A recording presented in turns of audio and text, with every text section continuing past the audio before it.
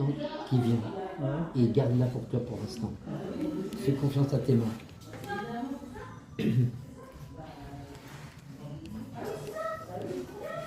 Voilà, et quand la question est précise, tu arrêtes. Voilà, donne-moi 3 cartes qui vont te représenter. Une, la lune, le monde,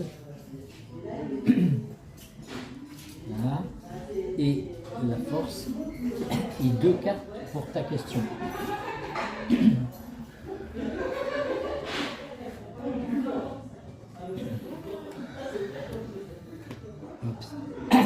La justice et le diable à l'envers. Donc tu vois, les cartes à l'envers, c'est quand il y a une difficulté.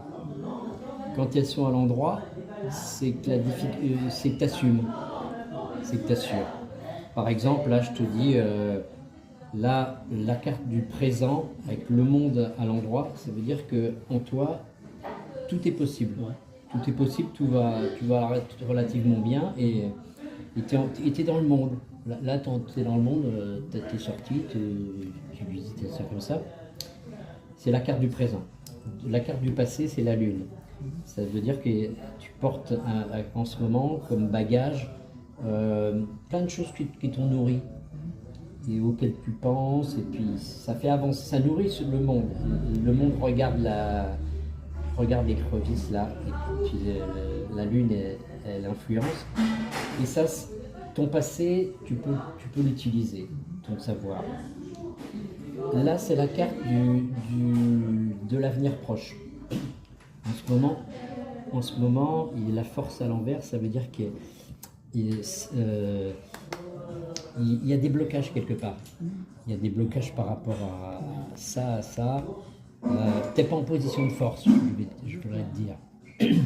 Mais c'est une force que tu peux trouver. Tu peux trouver là et là. Ouais.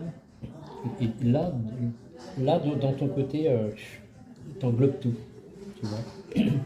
Par rapport à ta question, justice à l'endroit, ça veut dire que c'est bien parti pour que ce soit conclu, un accord.